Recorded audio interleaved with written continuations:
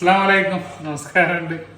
Class ഗാർഡന്റെ പുതിയൊരു എപ്പിസോഡിലേക്ക് എല്ലാവർക്കും സ്വാഗതം. ഇന്നത്തെ എപ്പിസോഡിൽ എന്ന് പറഞ്ഞാൽ പലരും ചോദിച്ചിരുന്നു ചോൺസ മാങ്ങ എങ്ങനെയാണ്, എന്താണ് അതിന്റെ ടേസ്റ്റ്, മധുരം ഒക്കെ ഒന്ന് പറയാമെന്നൊക്കെ ചോദിച്ചിട്ട്.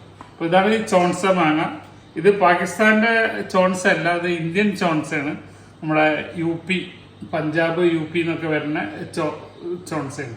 അപ്പോൾ ജസ്റ്റ് അതൊന്ന് നിങ്ങളെ കാണിക്കാം. അതിന്റെ ഏകദേശം ഒരു തൂക്കം വരുന്നത് 400-450 ഗ്രാം ആവറേജ് നമുക്ക് തൂക്കം കിട്ടുന്നത്. അതിൻ്റെ എല്ലാം ഒരു റേഞ്ചാണ്. 450, 400 മുതൽ ഒരു 500 ഗ്രാമിൻ്റെ ഉള്ളിൽ ഉള്ള റേഞ്ചാണ്.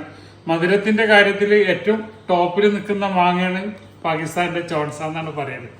അപ്പോൾ ഇന്ത്യൻ ചോൺസ എത്ര ഉണ്ട്, നമ്മളെ വീട്ടിലൊക്കെ കാഴ്ചയിരുന്നു. ഇപ്രാവശ്യം ആകെ 4 മാങ്ങ ഉണ്ടായത്.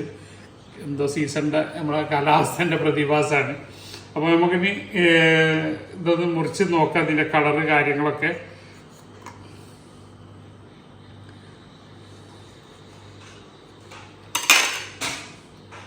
ഇതാണ് പാകിസ്ഥാന്റെ ചോൺസന്റെ പ്രത്യേകത പറഞ്ഞാൽ ഒരു ഉള്ള് വൈറ്റിഷ് യെല്ലോ ആയിരിക്കും. നല്ലൊരു യെല്ലോ കളർ കിട്ടൂല, ഓറഞ്ച് കളറും കിട്ടൂല.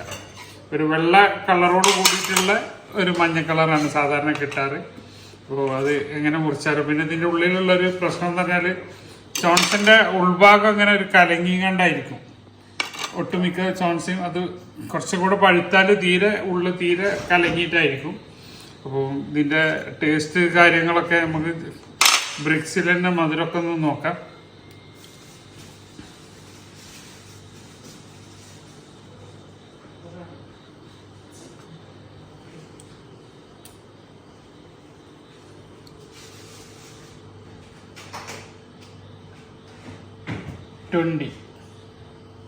അതിൻ്റെ ബ്രിക്സിൽ TSC പറയുകയാണെങ്കിൽ 20 ബ്രിക്സ് ആണുള്ളത്. അത് നമ്മൾ കഴിക്കുമ്പോൾ ഭയങ്കര ഒരു ഫീലിംഗ് ആണ് നമുക്ക് കിട്ടുക. കാരണം നമ്മൾ 16 ഉള്ള മാങ്ങ തിന്നിട്ട് ചോൺസയിലൊക്കെ പോയിട്ടുണ്ടെങ്കിൽ ഒരു രക്ഷയില്ലാത്തൊരു മധുരമാണ്. എനിക്ക് കഴിച്ച അനുഭവം ഉള്ളതുകൊണ്ട് പറഞ്ഞതാണ്.